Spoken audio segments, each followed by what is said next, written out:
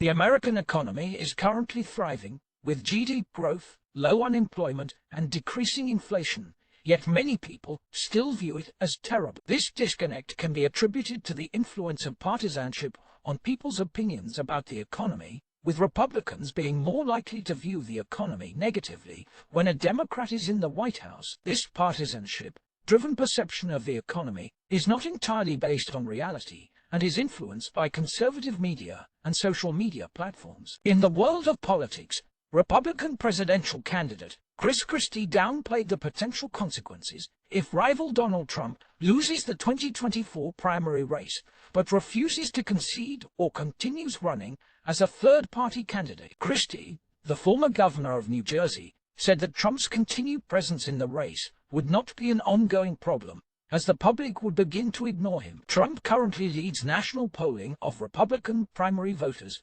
but is in a weaker position in Iowa and New Hampshire, where Christie and other challengers hope for an upset. Christie believes Trump will eventually return to Mar-a-Lago and continue to complain about the situation. Former President Donald Trump attended the annual Palmetto Bowl, a college football game between South Carolina and Clemson, as a guest of South Carolina Governor Henry McMaster. Trump's appearance at the event aimed to showcase his local political support in a key state for the 2024 Republican nomination. South Carolina's senior U.S. Senator Lindsey Graham also accompanied Trump, demonstrating his endorsement. Trump's campaign announced that he had received endorsements from more South Carolina legislators than all opposing candidates combined, including new support from 6 state lawmakers who previously backed Senator Tim Scott. The U.S. Congress is struggling to reach a deal on a $45 billion aid package for Ukraine, with disagreements over border policy threatening to derail the legislation. While both parties agree on the need to support Ukraine,